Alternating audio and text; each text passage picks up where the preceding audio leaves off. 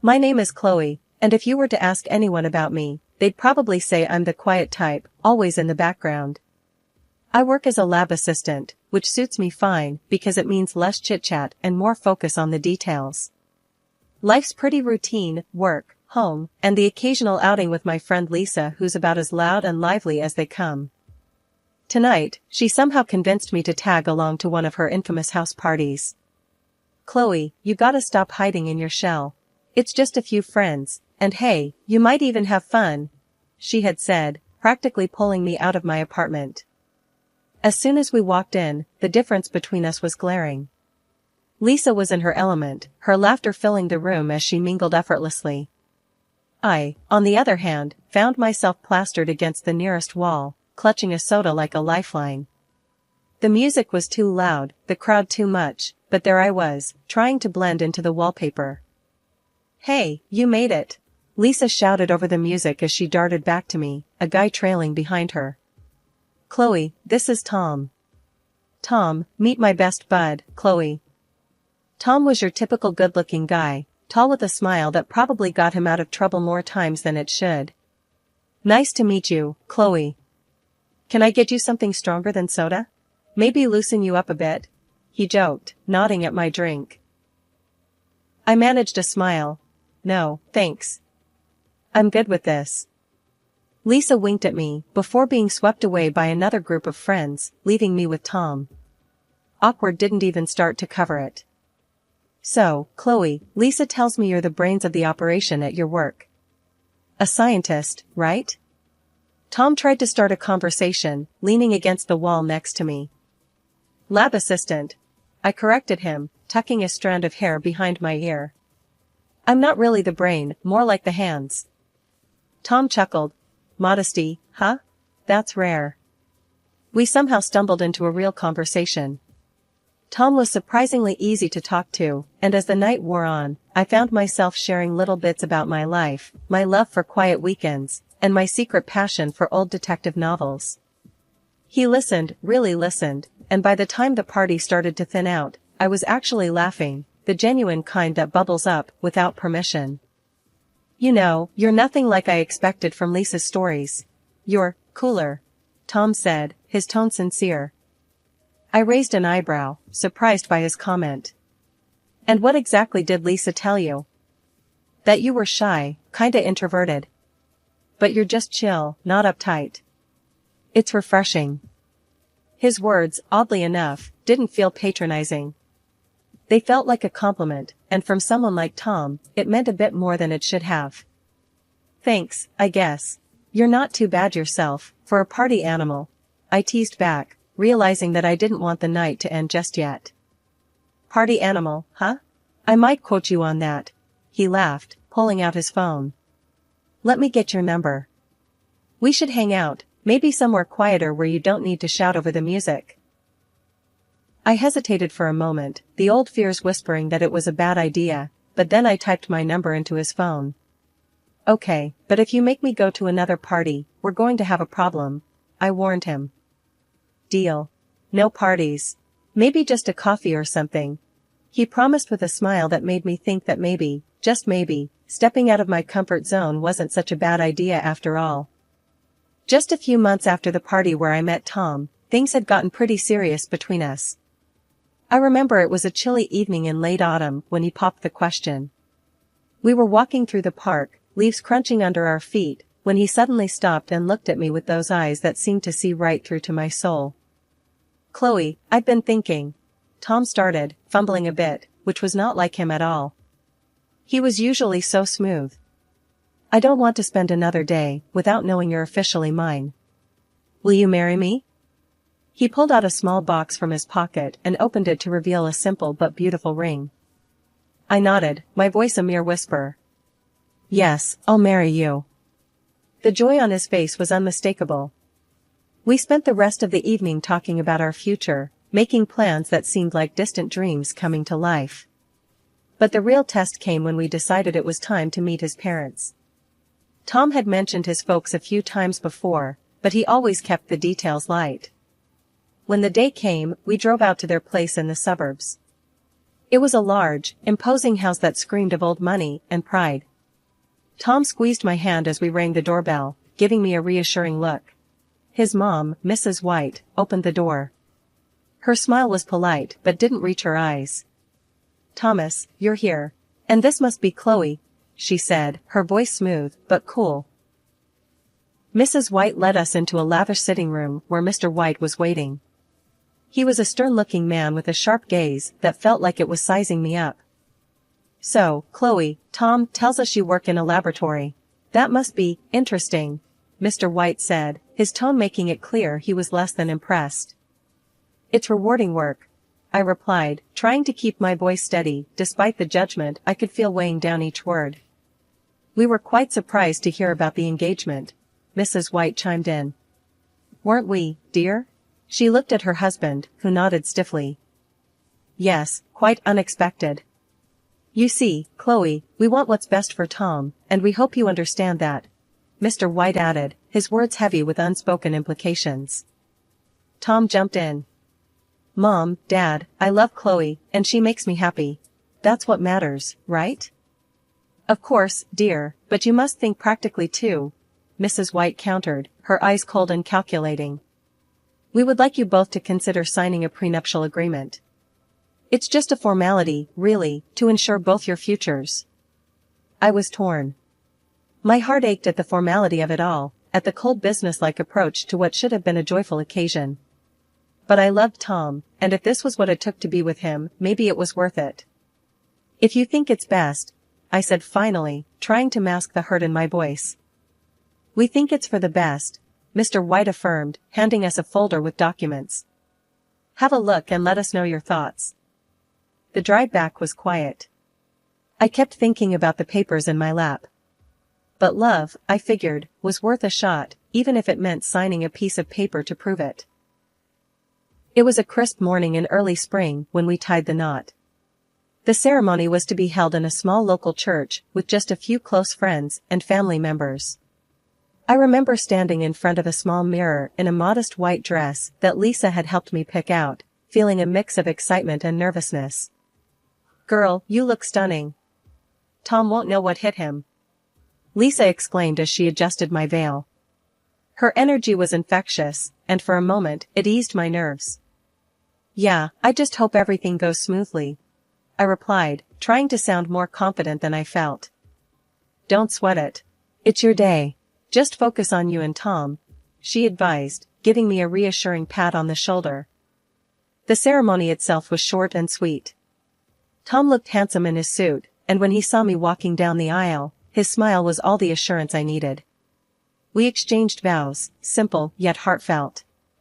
When the officiant pronounced us man and wife, and Tom kissed me, there was polite applause. It all felt right, despite everything. At the reception, which was really just a small gathering at a nearby restaurant, Tom's parents were distant. Tom's father, Mr. White, made a short toast. "We're here to celebrate Tom and Chloe," he began, his voice devoid of warmth. "May your union bring you the happiness you seek." It was so formal and cold that it might as well have been a business transaction. But I focused on the people who were genuinely happy for us, like Lisa, who was already on her third glass of champagne and narrating how we'd met to anyone who would listen. The day ended, and with it, our simple but meaningful wedding wrapped up. We drove to our new home, Tom's place, where I'd move in. It was a nice house, not too far from his parents, which I soon found out meant his mom, Mrs. White, was over a lot. Each time she visited, she made it a point to casually mention how everything in the house was Tom's and how, in case of a divorce, I couldn't claim any of it. "Remember, Chloe, none of this is yours," she'd say, her voice dripping with a faux kindness that made my skin crawl. I would just smile awkwardly, trying to hide how uncomfortable it made me feel. Tom would laugh it off every time, hugging me slightly. "Mom's just joking around. Don't take her seriously," he'd chuckle, but his laughter never quite reached his eyes. It was clear this was her way of reminding me of my place, making sure I knew that I was an outsider. But I kept hoping things would get better, that maybe, just maybe, Tom would eventually see how his mother's words were chipping away at our newlywed bliss. I tried to make the best of things, focusing on setting up our space, hoping it could feel like ours, not just Tom's. But no matter how hard I tried, Tom's parents, especially his mom, Mrs. White, made it difficult. "Chloe, dear, why don't you rearrange these dishes? They should be organized better," Mrs. White would say during her frequent visits, her tone patronizing as she inspected the kitchen cabinets that I had just tidied up. I would force a polite smile, my hands tightening around the edge of the countertop.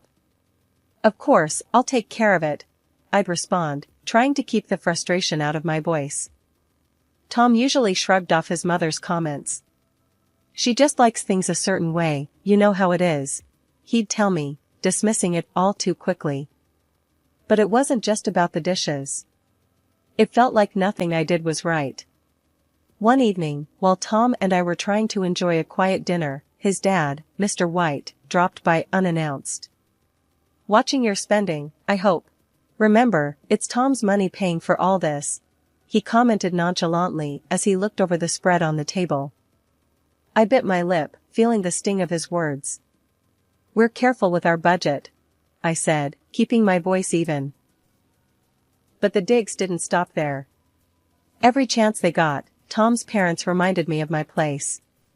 "Just make sure you keep the house clean for Tom. He works so hard, he shouldn't have to worry about coming home to a mess," Mrs. White would say, her words laced with a venom disguised as concern. And it wasn't just behind closed doors. Even in public, they had a way of belittling me. At a family gathering, I overheard Mrs. White talking to a relative. "You know, Chloe doesn't earn much. Pretty much lives off you, doesn't she, Tom?" The interference from Tom's parents didn't stop at comments. They started acting like the house was theirs too. They'd come over, flop down on the sofa, and demand, "Chloe, make us some coffee, will you? Or we're out of snacks, could you run to the store?" It was as if I had become less of a family member and more of a maid. And Tom? He had changed.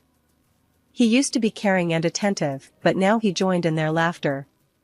One day, while folding laundry, he said, "You do fold these all wrong, Chloe. Just how my mom showed you, remember?" His tone was light, but the criticism stung sharply. His parents laughed along with him, and Mr. White added, "She's got to learn somehow. You can't baby her forever, Tom." The worst part was how Tom criticized everything about me, from the way I managed the house to my choice of clothes. "You're going out in that?" he'd ask, his look one of disapproval as he eyed my casual jeans and t-shirt. I felt like I was losing not just the battle to win over his parents, but also the man I thought I had married. The man who had once looked at me with love now scrutinized me with the same critical eyes as his parents. Each day grew harder, the atmosphere at home more suffocating. I started to dread waking up in the morning, knowing I'd face another day of veiled insults and open disdain. The stress of living under constant scrutiny and disdain had taken its toll on me. I began losing weight, my nights were restless, and my days were long battles with anxiety. It all came to a head one morning at work when I collapsed right there among the test tubes and beakers in my lab. I woke up in the hospital, the sterile white of the room blinding me at first. I felt a dull ache in my stomach, and my head was spinning. As I tried to sit up, a nurse rushed over. "Take it easy, Chloe. You gave us quite a scare," she said, helping me adjust the pillows behind my back. "What happened?" I asked, my voice barely above a whisper. "You passed out at work. They brought you in with severe dehydration and stress-related symptoms," she explained, checking the 4 drip that was hooked to my arm. I sighed, the reality of my situation settling in. The door to my room opened, and Lisa walked in, her face etched with concern. "Chloe, I heard what happened. Are you okay?" She rushed to my side, grabbing my hand. "I guess I'm not," I replied, trying to muster a smile. "This is ridiculous, Chloe. You can't go on like this," Lisa said, her voice stern, filled with worry. I knew she was right, but the thought of going back to that house, to face Tom and his parents again, filled me with dread. I just nodded, not trusting my voice. The next day, as I lay there flipping through a magazine, a man in a suit appeared at my doorway. Chloe Roberts?" he asked, stepping into the room. "Yes, that's me. Can I help you?" I was puzzled. I didn't recognize him. "I'm Mr. Harris, a notary. I have some unexpected news for you. You've been named as the sole heiress to your great-uncle's estate. He passed away last month, and it seems you are to inherit $20 million, he announced, holding out a stack of documents. I blinked, sure that I had misheard him. "I'm sorry, come again? Did you say $20 million? "Yes, Miss Roberts. It's all here in the documents. Your great-uncle left everything to you," Mr. Harris confirmed, handing me the papers. I was in shock. But I barely knew him. Nevertheless, he remembered you. "If you have any questions or need assistance with the inheritance process, I'm here to help," he offered. The news was overwhelming. As Mr. Harris left, my mind raced with the implications. My phone beeped with a text from Tom, the first since I'd been hospitalized. "Hey, heard about your uncle. Sorry for your loss. How are you feeling?" The message read. I stared at the screen, my emotions a tangled mess. Here I was, suddenly wealthy, and yet, I felt more alone than ever. "Getting better," I texted back, not quite ready to share the news of the inheritance. Later that evening, as I lay in the hospital bed, the weight of the day's revelations pressing down on me, I made a decision. I couldn't go back to my old life, not now. With this inheritance, I had the means to change everything. The thought was both terrifying and exhilarating. I was still processing the shock when Tom and his parents came to visit. They hadn't been by since I was admitted, which spoke volumes. But today, they were all smiles and concern. Tom walked in first, his parents trailing behind him. "Hey, Chloe, how are you feeling today?" he asked, his voice a tad too sweet.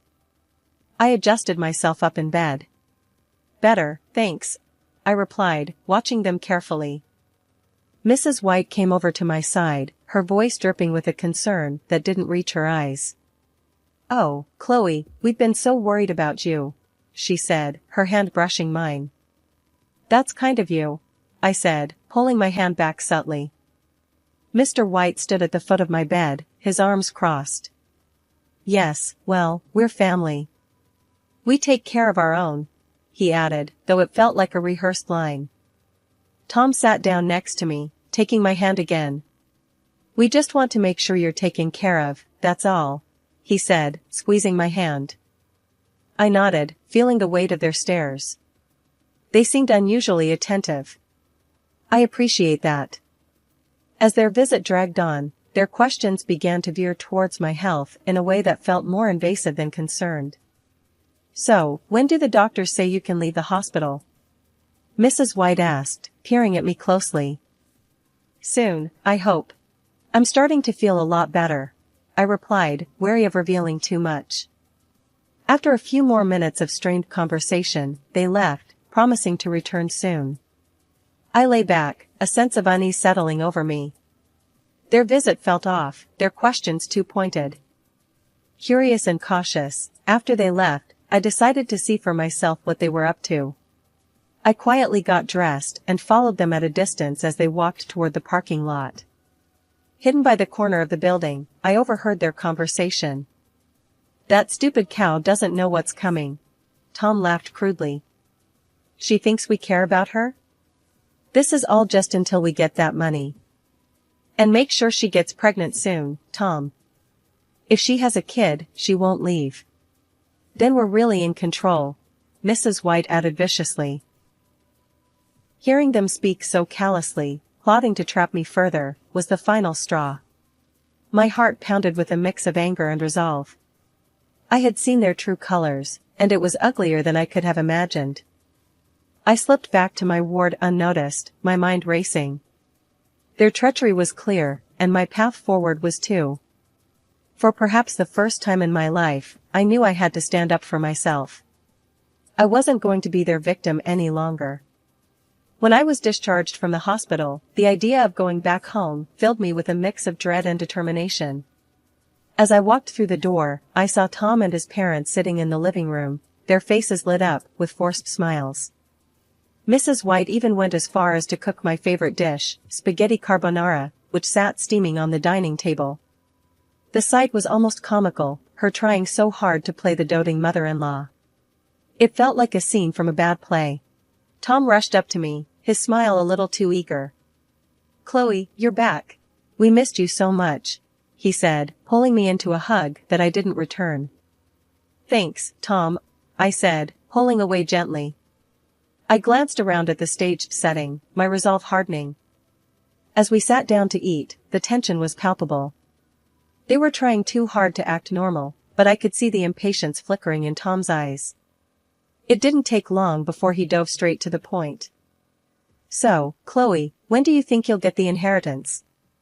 There's so much we can do with it," he asked, trying to sound casual, but failing miserably. I put down my fork, looking him straight in the eye. "Tom, it doesn't concern you." "Because I'm filing for divorce," I stated calmly, sliding the divorce papers across the table towards him.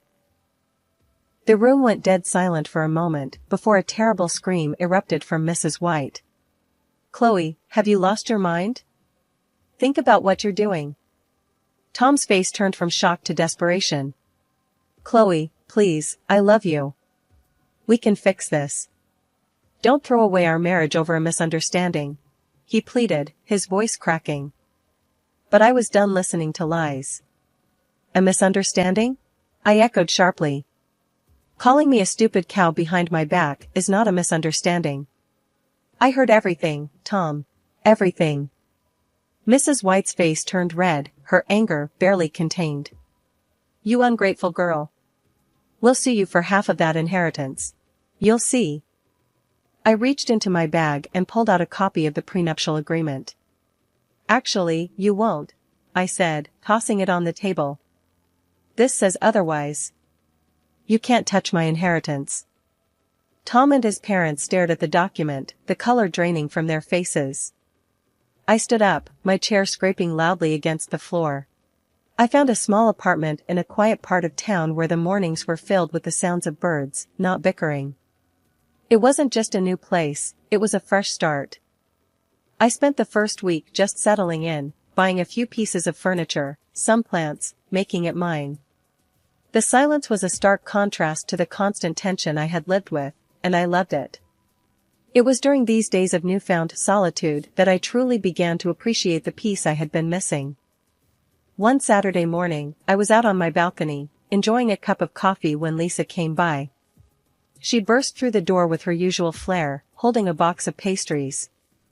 "Chloe, this place is fantastic," she exclaimed, setting the box on my new kitchen counter and hugging me tightly. "How are you holding up?" "Better than I have in years, honestly," I replied, pouring her a cup of coffee. "It's like I can finally think straight without all the noise." Lisa chuckled as she sipped her coffee. "I told you, you just needed to get out of that madhouse." "So, what's next for our free woman?" she asked, her eyes twinkling with curiosity. "I've been thinking about that a lot," I said, leaning against the counter. "Right now, I'm just enjoying the quiet, planning my next steps. In the future, I will buy myself a big house and do charity work." As the weeks passed, I reveled in my independence, meeting with a notary for registration of inheritance. But, as expected, the peace didn't last forever. One evening, my phone rang, pulling me away from a book I was reading. It was Tom. "Chloe, please, can we talk? I've been thinking, Anne." "Tom, there's nothing left to say," I interrupted, my voice firm yet weary. "Just hear me out. I miss you, and I was wrong," he pleaded, his voice cracking with emotion.